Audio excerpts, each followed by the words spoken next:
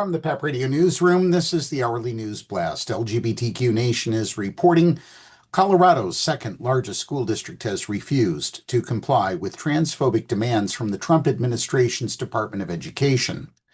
The Jefferson County Public Schools District, or Jeffco, which has about 75,000 students and 14,000 staff in 145 schools, is just one of a growing number of educational institutions refusing to bow down to Trump's transphobic threats. Last Friday, Trump's education department demanded that the school district stop recognizing trans students' gender identities and ban them from accessing the correct restrooms, sports teams, overnight accommodations, and other associated rights. The education department said district policies violate Title IX, a federal law that prohibits sex-based educational discrimination because they allegedly deny cisgender female students their rights to safety, dignity, and equal access to school programs, CBS News reported. The education department investigated the district after the anti-LGBTQ plus local parents' rights group, Jeffco Kids First, reported it to the ED. The group claimed that 61 roster positions on girls' sports teams are occupied by students who were assigned a male gender at birth.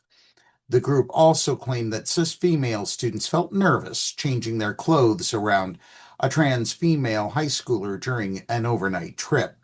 Z. Williams, a district parent and trans rights activist who is co-director of Bread and Roses Legal Center, said they suspected that the parents' rights group fabricated the numbers.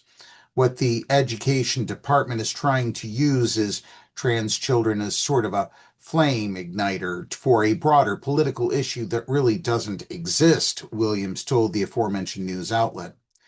Nevertheless, the education department gave the district 10 days to revoke its trans-inclusive policies and to issue a public statement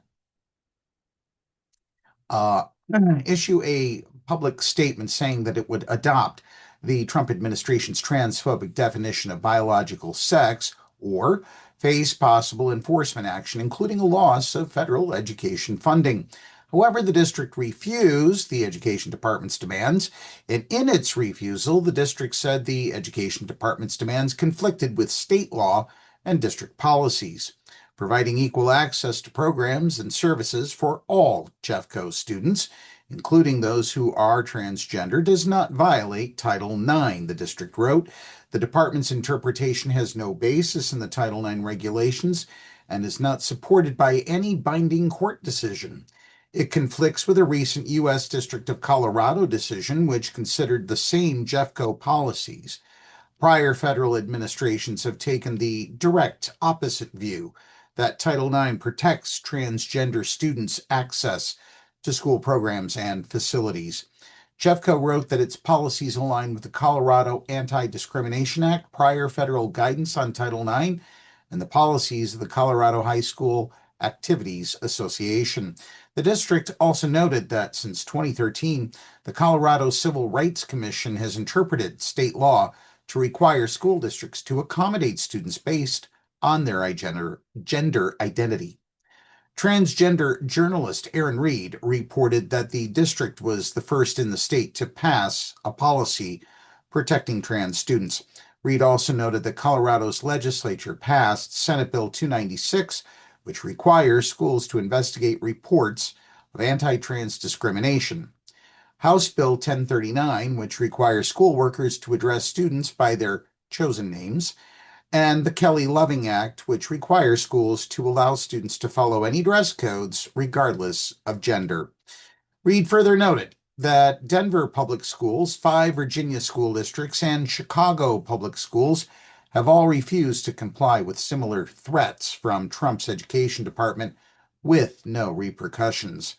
New York City Public Schools also sued after the education department withheld $47 million in magnet school funding over trans-inclusive school policies. In November, Colorado voters will weigh in on a statewide anti-trans sports ban. As of early 2026, 27 states in total have enacted laws or regulations banning trans girls and women from participating in school sports teams that align with their gender identity. That's a news blast for this hour. PEP Radio is available on the Live 365 app, the PEP Radio page at paequality.com, Roku, and Alexa. If you are watching the video version of our news content on YouTube, please be sure to give our video a like and subscribe to our channel. Up next, we have the Meadville area weather forecast here on PEP Radio.